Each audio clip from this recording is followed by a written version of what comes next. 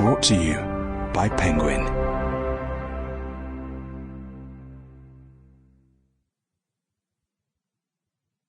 Another England, How to Reclaim Our National Story.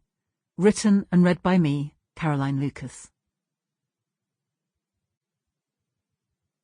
For Richard, Theo and Isaac. Preface. London at dawn. The Thames is in full flood, its muddy waters turned to a deep blue by the cloudless sky above. The rising sun is picking out every detail of the Palace of Westminster, its honey-coloured limestone now golden, transforming what is too often a museum of pomp and empty circumstance into something startlingly beautiful. I'm standing on Westminster Bridge, looking east towards the towers of the City of London to Essex and Kent, and beyond to Europe. I'm there to film a short message, and now as I watch the recording again 8 years later, I realise I look like someone who has just heard of the death of a friend or a relative. I am profoundly sad, perhaps a little shocked. I'm also deeply tired because I've been up all night. I look like I don't quite know what to say. I know, like me, you'll be feeling pretty devastated this morning. Just a few hours earlier, I had watched David Dimbleby report the result of the referendum on the UK's continuing membership of the European Union. After all the millions of words spent during the campaign, the result came at 4:39 a.m. on the 24th of June 2016. We're out. Sometimes when you're tired or in shock, things can gain a strange clarity. People have voted the way they did, I think, partly because they were feeling so angry and alienated, and the divisions in this country run so deep. And if we're ever to have a chance of healing these divisions, the progressives have got to work together. In one way, that moment on Westminster Bridge feels a lifetime ago. Our country has gone through so much since, and if anything, the alienation and polarisation are much greater today than back in 2016. But the truth was clear even then. Brexit was the result of division, and it would make those divisions worse.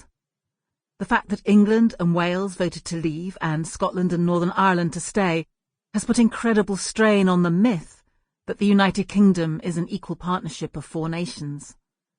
The government in London decided what form Brexit would take without any reference to the elected governments in Edinburgh or Belfast or indeed in Cardiff. Unsurprisingly, support for the reunification of Ireland has grown. The pressure for a second independence referendum in Scotland cannot be ignored forever. In Wales, a new sense of national identity is on the rise. The future of the United Kingdom itself is now in doubt. Yet we left primarily because of what happened in England. Outside of the capital, every single region voted for Brexit. It's no disrespect to Wales, which voted by a majority of only 80,000 for leave, to say that it was an English vote that drove Brexit.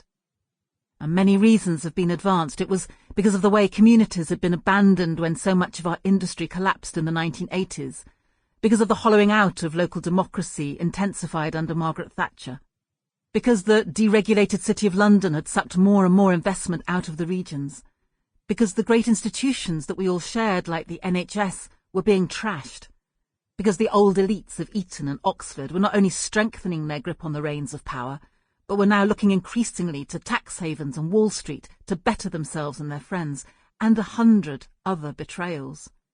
And, to be honest, because those who benefited economically from all these changes, and from the UK becoming a more open and diverse society, did not do enough to share these gains fairly, and often sneered at those with a more traditional view of England.